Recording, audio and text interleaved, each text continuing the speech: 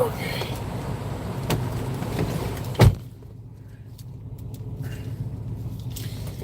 Again, this. Sorry, guys. Good night. Let me put this over here. So I do have 8 hours and 30 minutes to drive. I'm just gonna drive 8 because there's no point. Where's another phone? I got this over here. Let me see something over here. YouTube.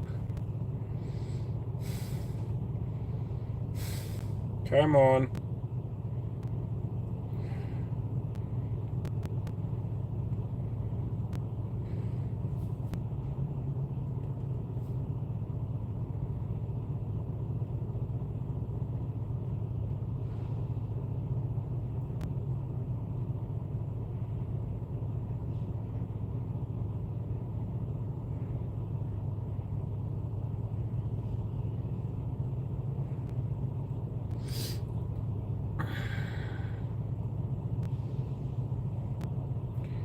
I don't know why this guy is waiting to get the fuck out. I know what I have to do because there's no another way. Let me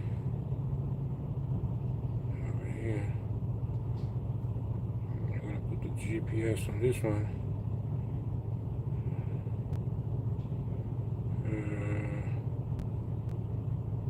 Ambassador Bridge. So I will be able to drive all the way to the custom axle to delivery Monday. So, okay, let's see. I want to see something over here because actually I got a new headsets. Let me see if I can actually plug over here.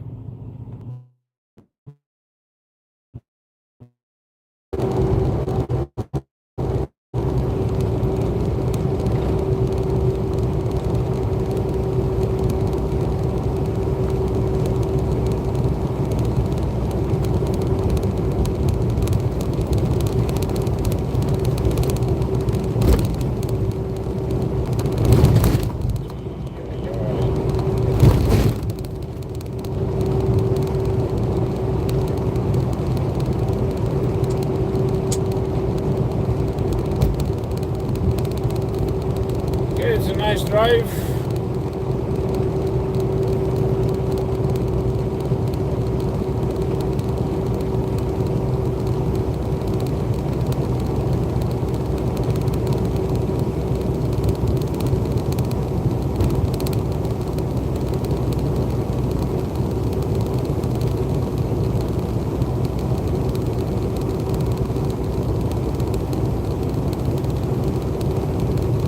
Welcome to Nebraska.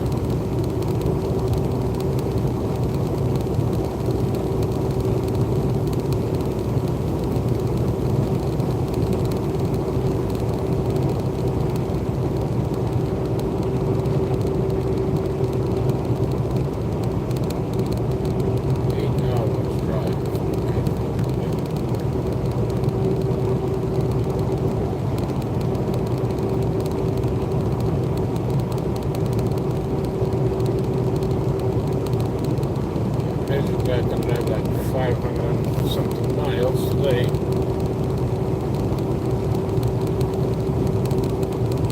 I'm gonna gain I think it was like 11 hours and a half.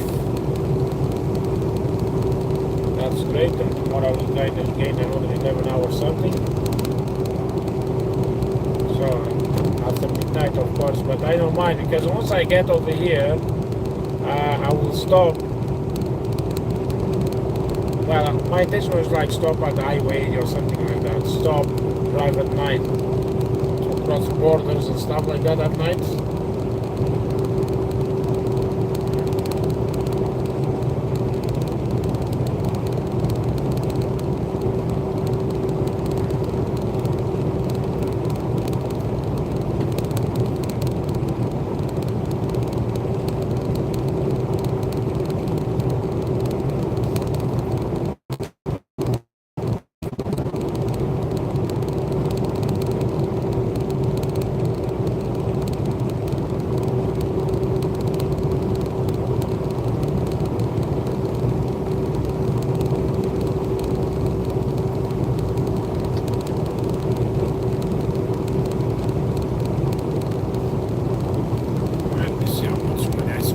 fuel. Was not much because I said it was only 70 gallons.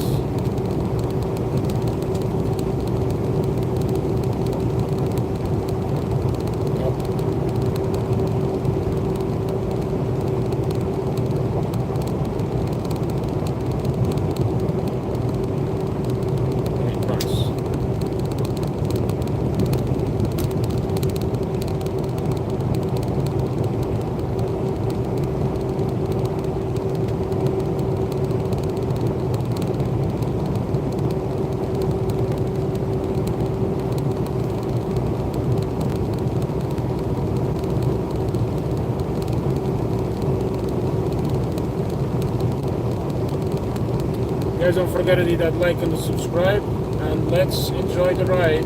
Night drive, it's okay. It's not like what I prefer sleep at night, but sometimes it's better at day.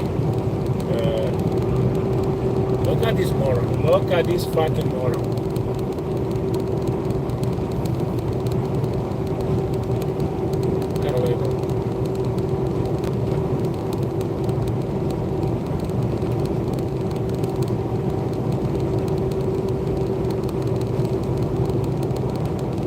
So I got cameras on the truck. I just have to get some more cameras. Of course, I put over here, connect over here just to see if it's working fine. And on the back of the sleeper is completely dark, but it has like some kind of night view. So yeah, it's nice to see idiots like this one. I'm gonna put the camera on the back of the truck when it's daytime.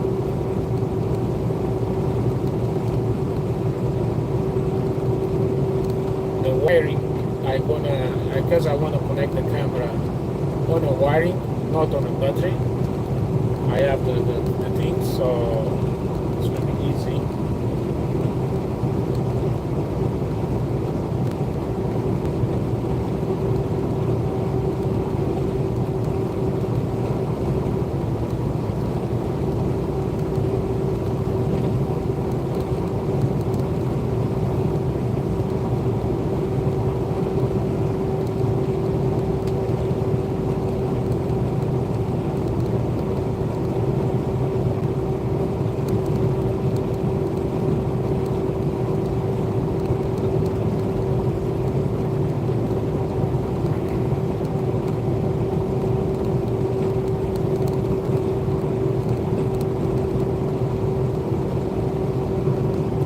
.74 degrees.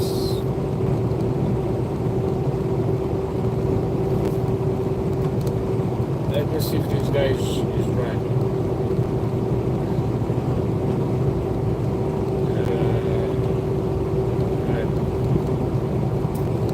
It's 1 o'clock, 2 o'clock, 3, 4, 5, 6, 7.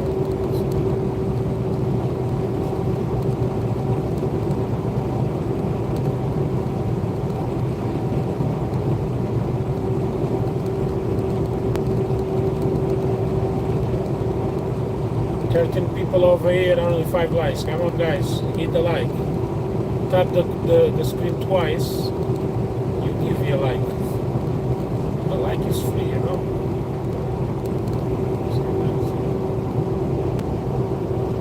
Give a like, subscribe. It'll be nice.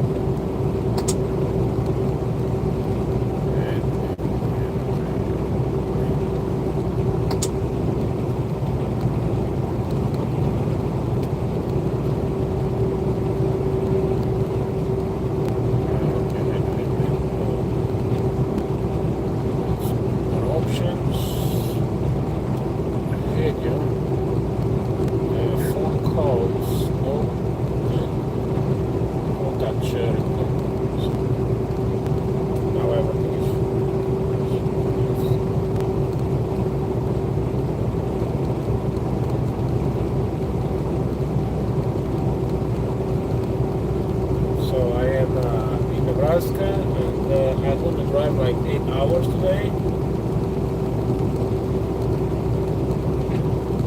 Because I can start driving only at midnight or just before midnight, but if I have more hours, right?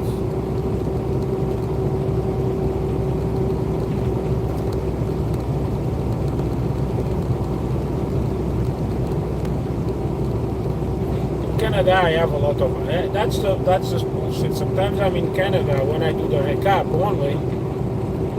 I need the hours in Canada. I don't have the hours in Canada. I have in USA. I'm in USA. I need the hours first in USA and then Canada. They give me the hours first in Canada, then in USA. Like that's what happened yesterday. Like I did not gain any hours. Canada, I was getting hours like 2 days ago. This recap is just bullshit. Yeah, it's okay. Like I just took, a couple hours and I'll start driving again, like 10 hours.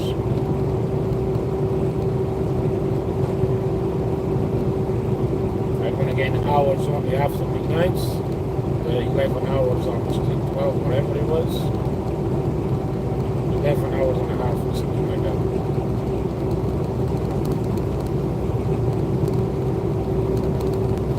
Then in Canada, I already have a lot of hours, so I will be able to drive the 13 hours in Canada. I will deliver the load on Monday morning, and then I'm going to some truck stop. I will see where.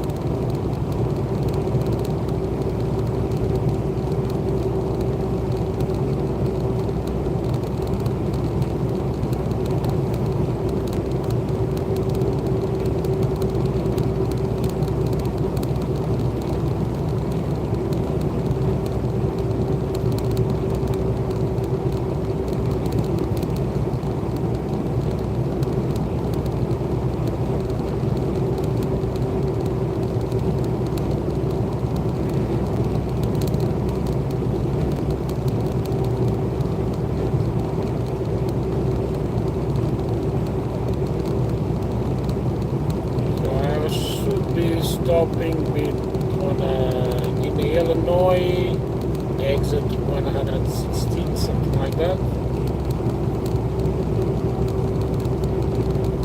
for today.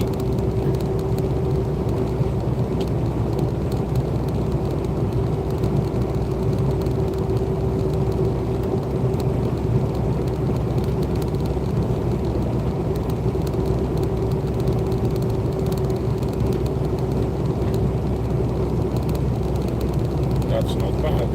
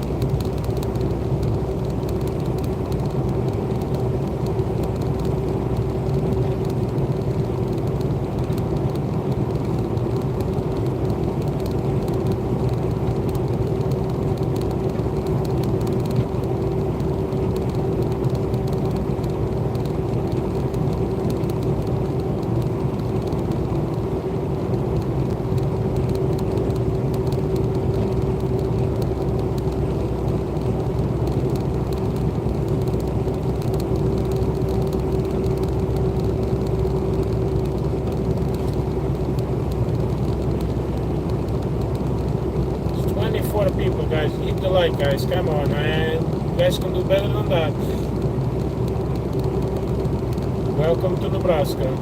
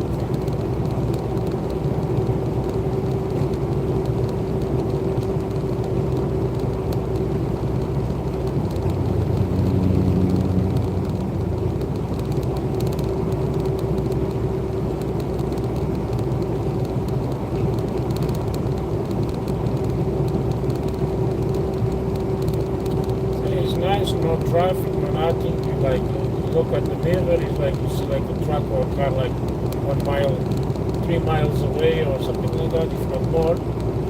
You look ahead of you, it's the same shit.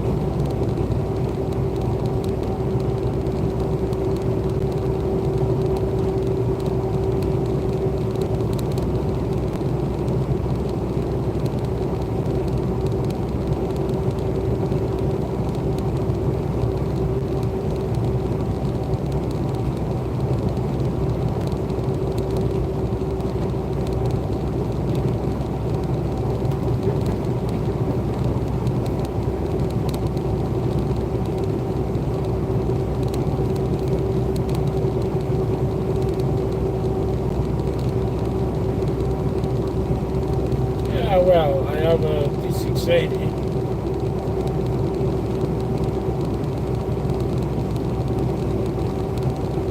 Works fine, makes money.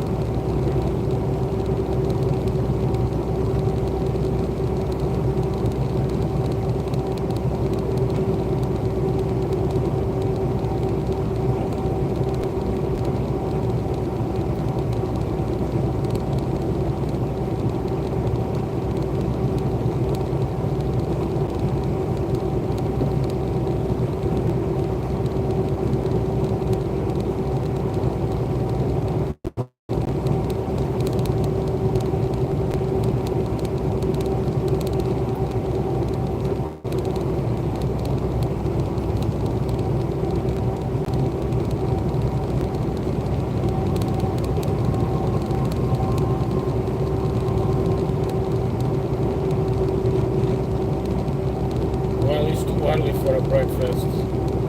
Well, I don't know where do you live? There are police reported ahead.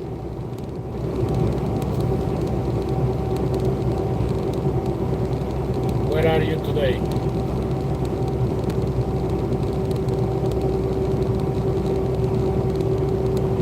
Are you in Oklahoma at 2 o'clock in the morning? No, 1 o'clock in the morning. No, 2 o'clock in the morning. No time for breakfast. I don't know what the heck that guy was thinking. You don't see the police over there? Like, come on man, he was sleeping. I'm in Nebraska. I'm like maybe 40 miles away from Lincoln. From Lincoln, Nebraska. Don't forget to hit that like and subscribe, huh? Yeah, that's where I am, Nebraska.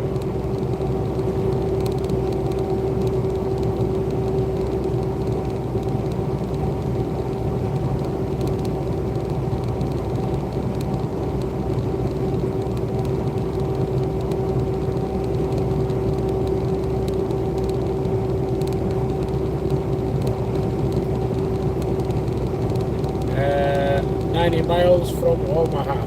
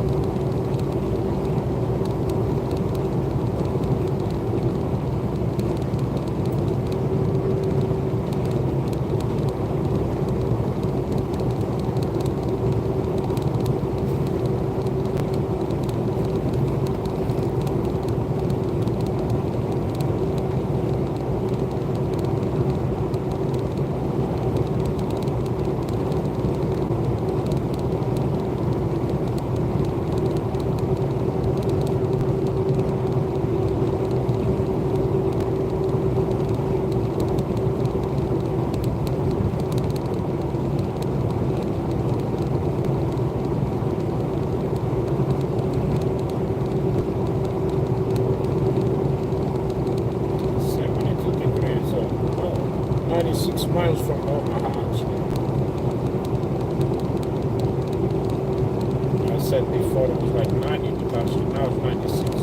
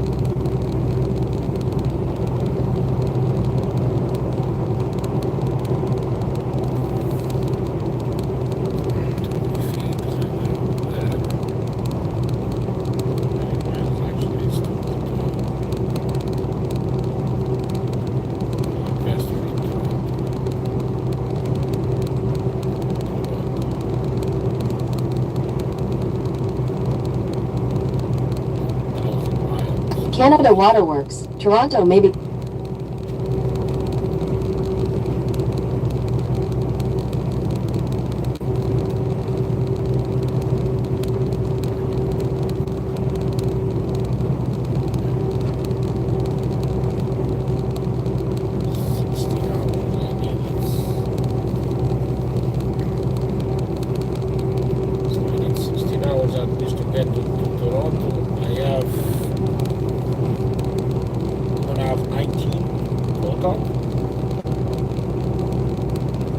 Hey, Annie.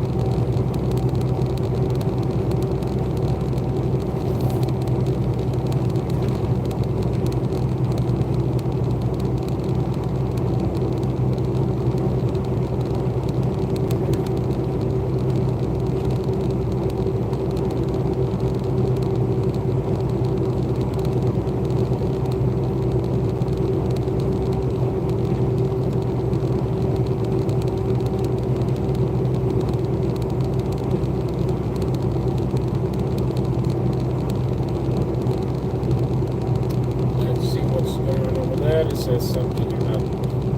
See. Let's see. Okay. Just my market created.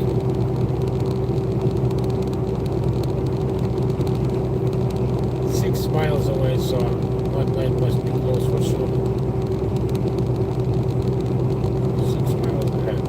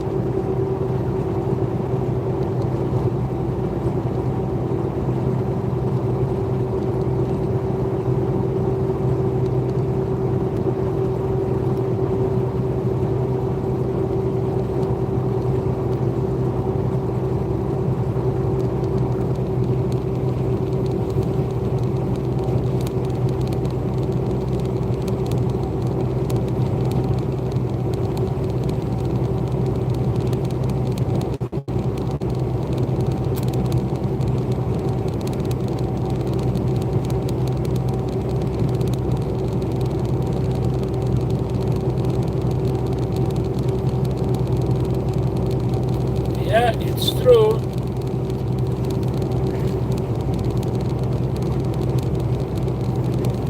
And this highway is just a big highway, you know, I-80. I was in close to Reno, Nevada, and I'm driving all on this highway all the way.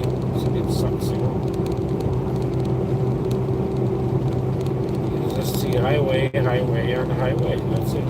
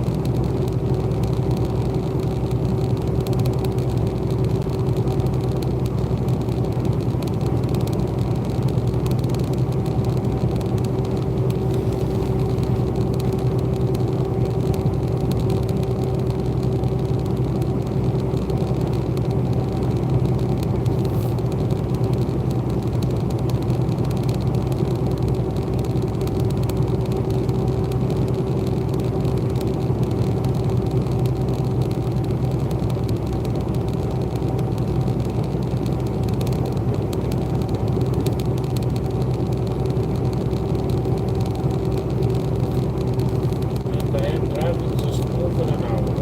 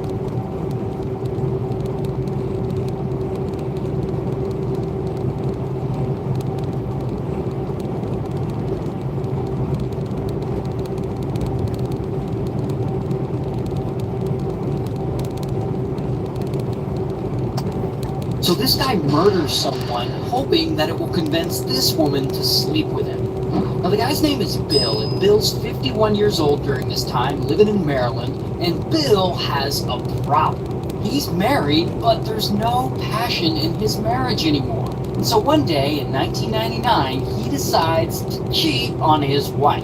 So he secretly goes on his computer to this adult website to see if he can find a random woman to smash with. So Bill is browsing through profiles on this site for a while, and he comes across this woman, Bunny469. And Bunny469 is a former stripper, and she's a little younger than Bill. She's 33, and Bill is looking at her pictures, and he thinks she's kind of fine. And so he sends her a little message like, "Sup?"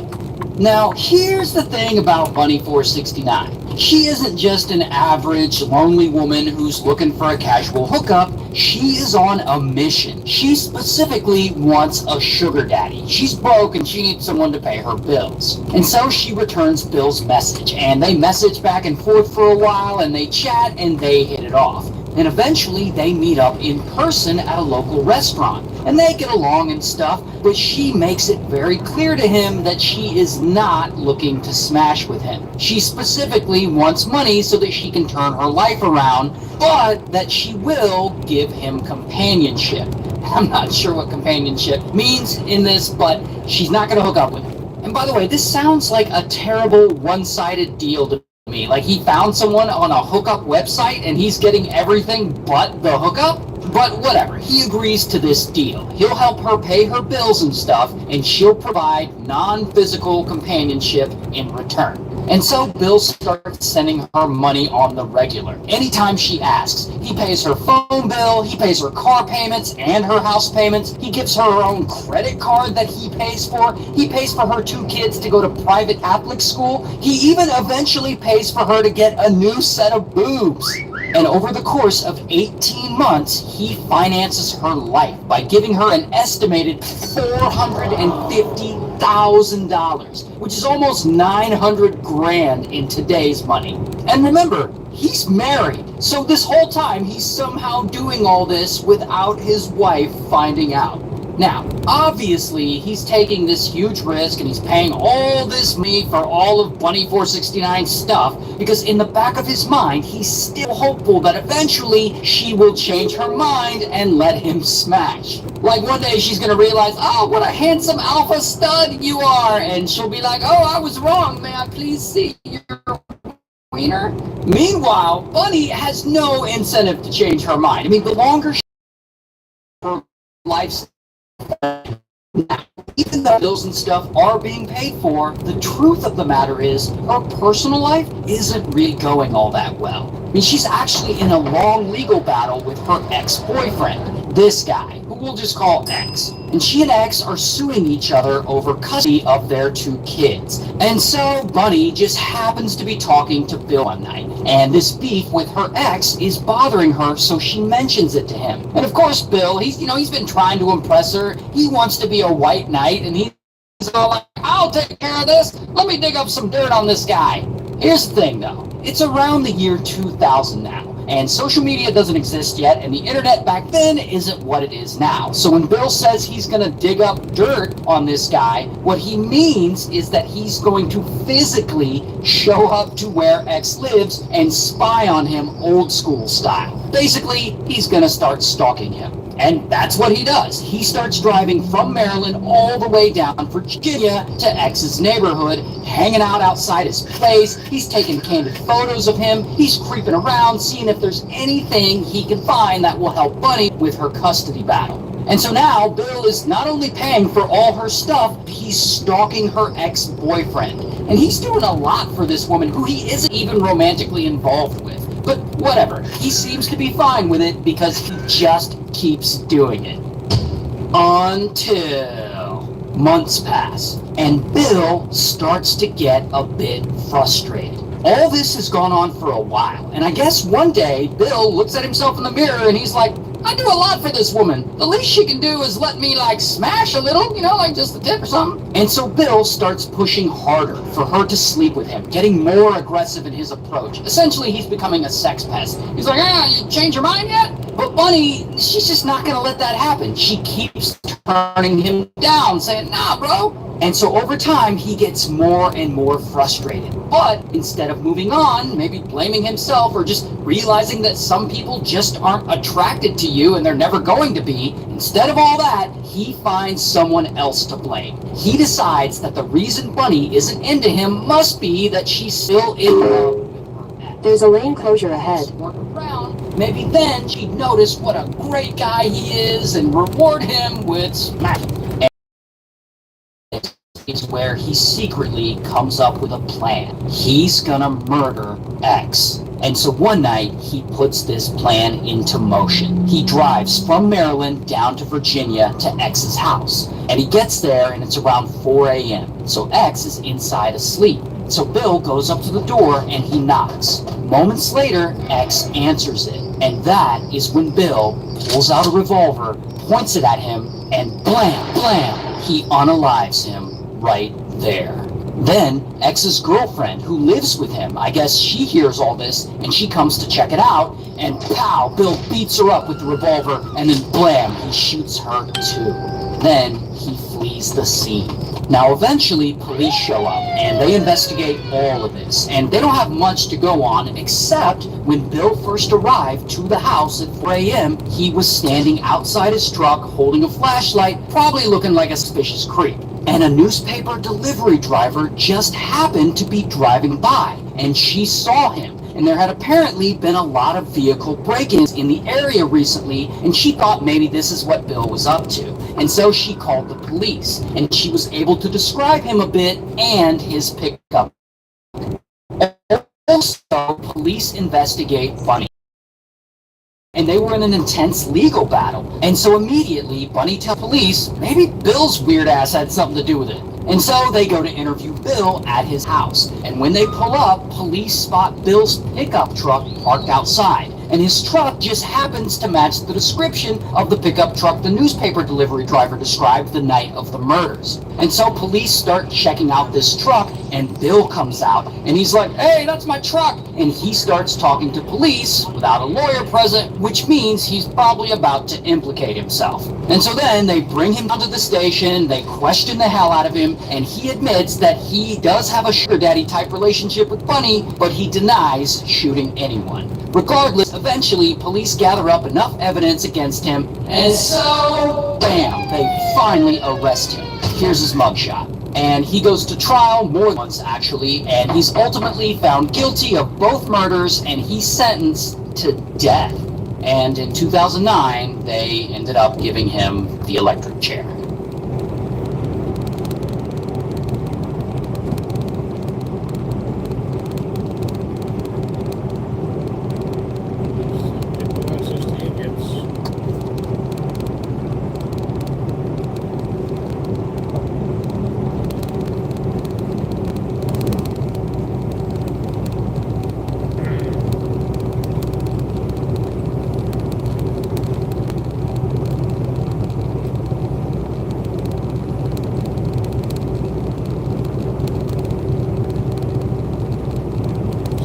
Quiet drive.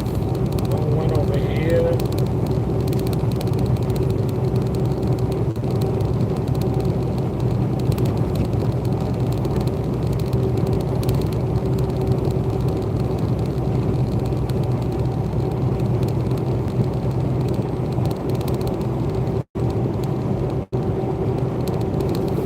Safe, but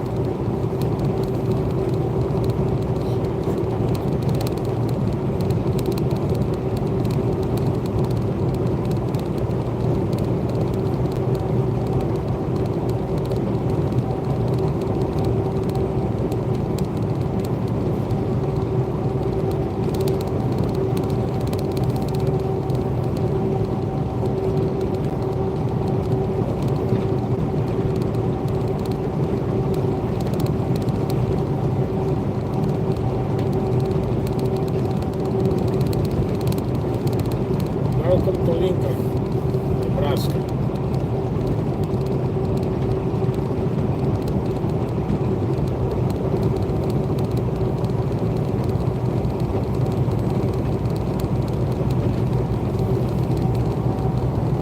Hey Jim, how are you, my brother?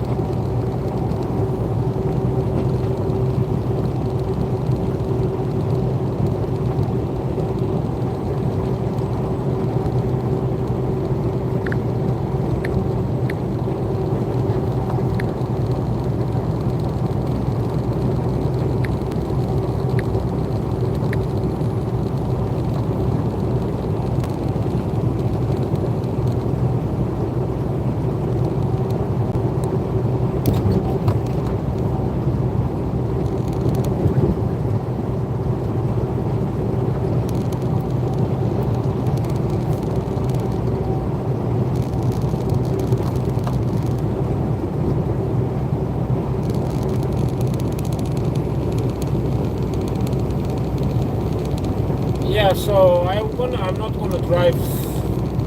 I'm just gonna drive 8 hours and 30 minutes, basically.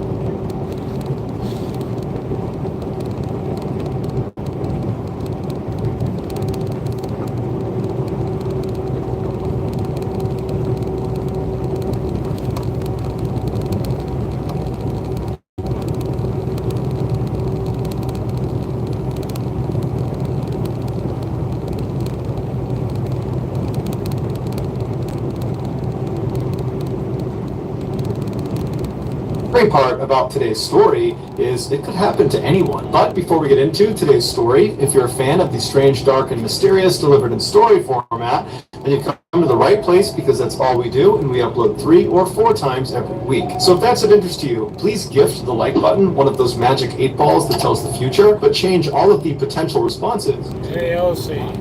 Good morning. To our channel and turn on all notifications so you don't miss any of our weekly uploads. All right, let's get into today's story.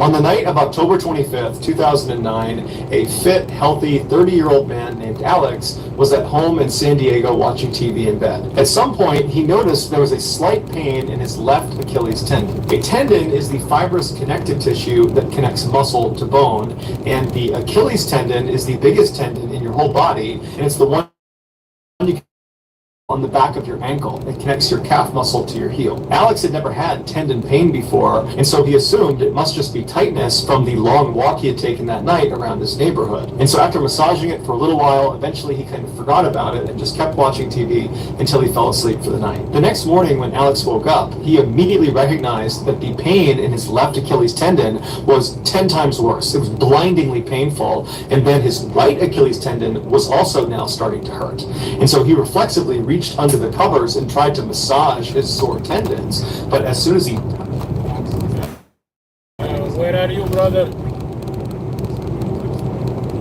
Elsie, where are you today? Please don't forget to hit that like and subscribe.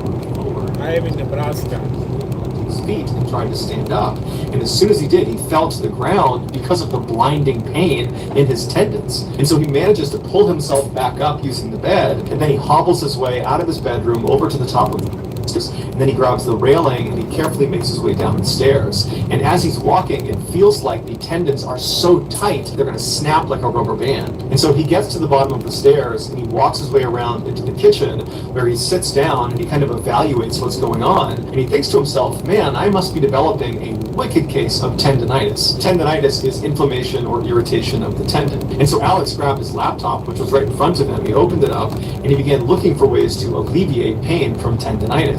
And so after looking at a couple medical forums, he got up and hobbled his way over to the bathroom. He opened up the medicine cabinet and he grabbed the Icy Hot, which is a topical pain reliever, and then he hobbled his way into the first floor living room, where he laid down on the couch, and then he applied a healthy amount of Icy Hot on the backs of both of his legs right over his tendons, and then he propped his legs up on 2 pillows. So he laid there and he's thinking, okay, so it's the weekend, I have today off, I'll just lay here until the pain subsides. But by that evening, the pain had not subsided. It had gotten progressively worse. And so Alex picked up the phone and he called a podiatrist, which is a doctor who specializes in feet and the lower half of your leg.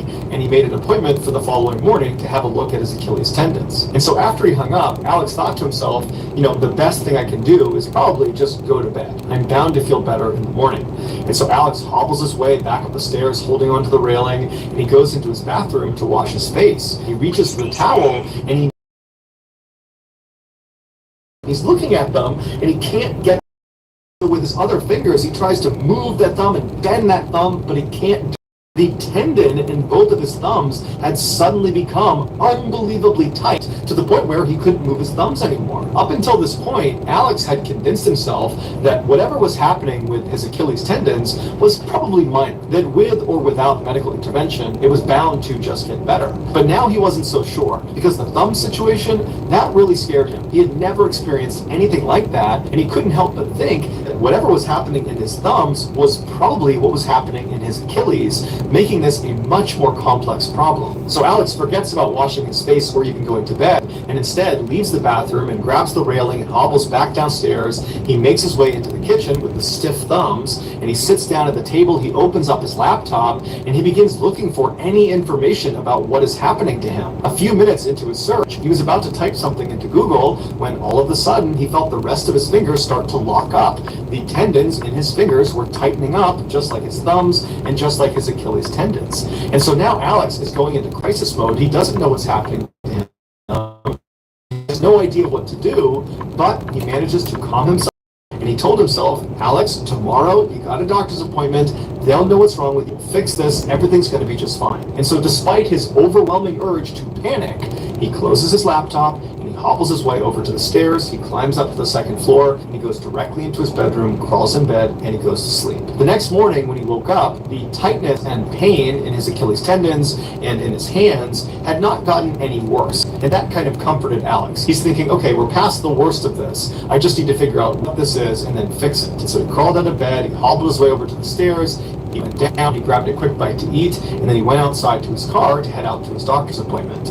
When he got to his car, he reached for the door handle, and when he pulled on it, he felt an unbelievable surge of pain in the hand that was on the car. And when he looked down, all of the joints in that hand that had been pulling on the car, they had all separated. Like the connective tissue that kept his finger whole was no longer strong enough. So Alex screamed and he retracted his hand in horror, and when he looked at it, the joints had gone back to normal, but the pain in his other hand, and got the car door open, he went inside, and then he could barely grip the steering wheel because one hand is now wrecked, and his other hand is not much better, but he managed to speed to the doctor's office, and then when he got inside, he could barely fill out the paperwork because one hand was wrecked, and the other wasn't much better, so he couldn't grip the pen. But after he gave them his paperwork, the doctor finally came out, and they brought him back to an exam room, and that's when Alex explained that originally it was just his Achilles tendons. That's why he had called for this appointment, but after making that appointment, not only had the pain in his Achilles gotten much, much worse, but there was also now pain and tightness in his hands, including one hand that had just fallen apart when he tried to open a door. Alex told the doctor that he had never experienced anything even remotely resembling this in his entire life. He led a very healthy lifestyle, and really, although he did say 10 days prior, he had finished a round of antibiotics. The drug was called Cypro, but previously he had used this drug with no issues. But as a precaution, he told the doctor because he knew one of the side effects of this drug was tendon problems. And so as a precaution, Alex had actually brought the paperwork for that drug, Cypro, and he gave it to the doctor. And so the doctor, after hearing the story, he reads through the fact sheet of this drug, and he tells Alex that he doesn't think it's a side effect of the drug. He thinks Alex is showing all the signs of having an autoimmune disease, like lupus or multiple sclerosis, and that he needs to go to a rheumatologist and get tested for that. And so Alex is horrified by this. He can't believe that only a couple of days ago he was totally normal, and now it felt like his whole life was falling apart. And so he left that appointment, he went out to his car, and he called a rheumatologist, and he set up an appointment for a couple of days later to get tested, and then he went home. And over the next couple of days, as he waited for that next appointment, his condition only got worse. Every muscle, joint, and connective tissue in his body was either extremely tight, or hurt, or both. By the time he made it to the rheumatologist's office, he could barely move on his own. After the doctor had run several tests on Alex, Alex began mentally preparing himself to be told that he had an autoimmune disease. He believed at this point that that was the most logical explanation for what was happening to him. But when the test results came back in, to Alex's shock, he was negative across the board. He did not have an autoimmune disease. And so Alex hobbled out of the office, he got out to his car, he sat down, and he was in pain and at a loss. He had no idea what was happening to his body, and it seemed like none of the experts knew either. And so when Alex got back to his house, he made his way into the kitchen and he sat down to do some more research, but he felt like he was at a loss there too. He didn't even know what to research. He had searched for every possible combination of pain, tightness in your Achilles, pain, tightness in your hands and your fingers, and nothing was lining up with his experience. And so he thought to himself, you know, even though that podiatrist ruled out the antibiotic he had taken a cycle of before he started feeling the way he was feeling, even though he ruled that out, I might as well do some more research on it because it's the one thing I can point to that was newly introduced to my life before I had all these things happen to me. And so he opened up his laptop and he typed in Cypro side effects, and what he discovered horrified him. Cypro is part of a class of antibiotics called fluoroquinolones, and while it is a very effective antibiotic, it comes with extremely severe side effects. And enough people who have taken a fluoroquinolone have suffered from these side effects that there's actually a term given to them. They are said to have been floxed. And as Alex discovered in his research, there are many online communities for these floxed individuals, many of which used to be healthy and fit, but after taking these drugs, they became bedridden or had to transition to a wheelchair. This is due to one of the nastiest side effects of this class of drug. ruptured tendons. As a reminder, a tendon connects muscle to bone. And so if you were to say a tendon has ruptured, what you're actually saying is the muscle has torn off of the bone.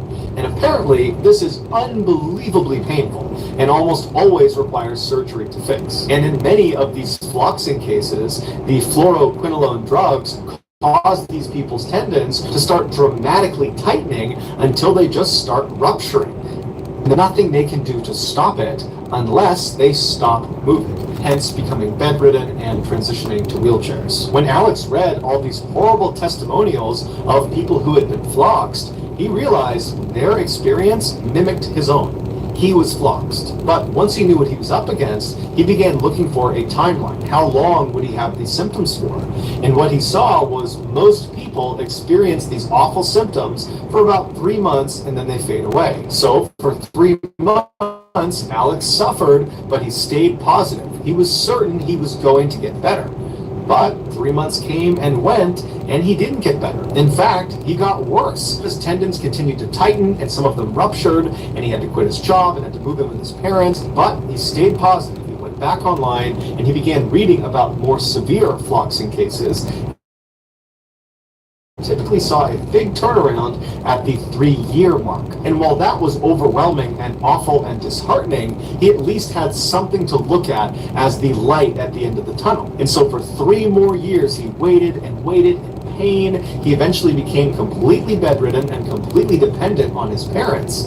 But then the 3-year mark came and went, and much like the 3-month mark, nothing got better, he just got worse. And that was when Alex realized he was in the range of people that suffered from their floxing permanently. In 2016, so 7 years after taking that fateful dose of Cypro, he wrote a blog post on his website updating the world about his condition. In it, he says he's only gotten worse and that his life effectively came to an end in 2009 when over a 6-day period he swallowed those 12 Cypro pills. And so now all he looks forward to is his death. So that's going to do it, guys. If you found the secret in today's video, let us know in the comments section what it is. Today, we're going to look at 3 stories about 3 normal people who at some point made decisions that at the time didn't really seem like that big of a deal, but those decisions quickly changed their lives forever and affected the lives of millions and millions of other people. But before we get into those stories, if you're a fan of the strange, dark, and mysterious delivered in story format, then you've come to the right place because that's all we do, and we upload once a week. So if that's of interest to you, please sneak into the like button's house and dump out their Mountain Dew and replace it with pickle juice. Also, please subscribe to our channel and turn on all notifications so you don't miss any of our weekly uploads. Okay, let's get into today's stories.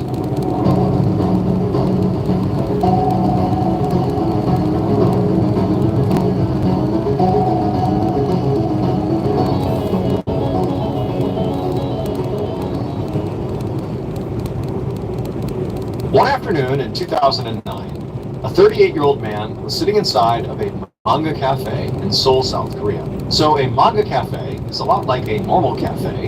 You can go inside, buy snacks or drinks, and socialize, do whatever. But also, in manga cafes like this one, they have these big in-store lights that contain manga. And manga are like comic books. Now, this man did not have a lot of money. And so when he went inside of this cafe... Hey Jimmy, how are you, brother? He just went up to the in-store library, grabbed an edition of his favorite manga series, and just sat down and began to read. Now, this man had read this particular series multiple times. He just kept coming back to it because he thought it was like the best manga you could possibly read. Now, a lot of people actually didn't know what to make of this particular series. It was actually kind of controversial because it was so over-the-top violent, like well beyond any other series. But to this man, that sort of made it stand out. It made it sort of special. He loved it. In fact, it's so crazy, this series, that every time he read it, it allowed him to sort of leave his life for a second and just totally escape into this wild, violent story. And right now... No, I did stop. I did stop because I want to cross the... then my hours was finished as well. Because my caps give me hours after midnight. But also, when I get to these areas, Iowas and stuff like that, well, I'm not still in Iowa, but not far away. I like to drive at night, so to pass Indiana, Illinois, like that part of south of Chicago and everything. at night, so there's no traffic, no nothing. You are in Pensacola. Okay. I am still in Nebraska, but I'm very close to Omaha. Man had to sell his laptop, the thing he used for all of his writing. It was like how he was going to eventually crack a career in entertainment for real. He had to sell that just so that they wouldn't get evicted. And if that wasn't bad enough, the man had also begun taking out all these short-term loans with high interest rates just to pay for basic needs. Forget rent, like just food and basic necessities he was taking out loans for, but he had no way to pay them back. And so the debt was just piling up nonstop. And so for this man, the stress was like unbearable. And the only way he could find to even begin to cope with it was to escape into his manga books. And even though he knew that didn't solve his problems, he didn't care. It was like, life is so bad, at least briefly, I can read manga and escape. And so that's what he was doing today. And so he took his favorite manga booth, he sat back inside of the booth, and just allowed himself to get sucked into the story for the 20th time. You know, he's read this thing multiple times. And so as he was reading this manga book, he suddenly has this epiphany. Now, this man all the time came up with various story ideas that maybe he could write and would be the next big thing for him. But for some reason, it was like, wait a minute, what if I write a story that's sort of, you know, loosely based or at least inspired by my favorite piece of writing, this manga series? Like, wait a minute, I think I have a really good idea that sort of transcends any other idea I've ever had. And the more he thought about it, the more he realized there were other elements of his life that he could sort of attach to this story that's sort of beginning with this concept that came from this manga series. And so before long, he had put the manga book aside, got a pen and some paper, and just began writing down some ideas